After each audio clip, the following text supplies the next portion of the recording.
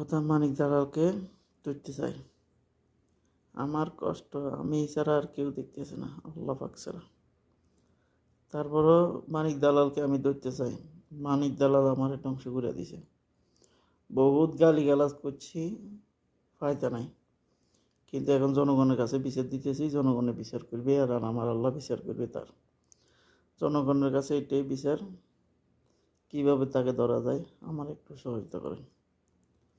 আপনাদেরকেও সহযোগিতা আমার অনেক দরকার। আপনাকে সহযোগিতা ছাড়া করতে হবে না।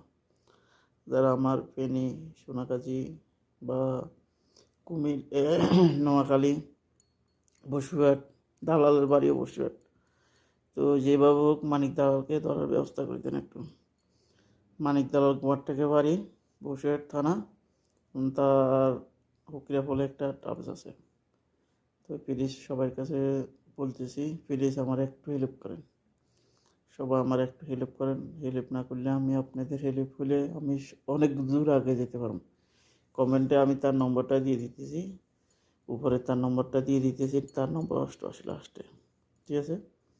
তো সবাই একটু আমার সহযোগিতা করেন, ঠিক আছে? আর আমার ভিডিও একটু একটু শেয়ার দিবেন, বেশি করে আমার ভিডিওটা শেয়ার দিয়ে দিবেন, ঠিক আছে?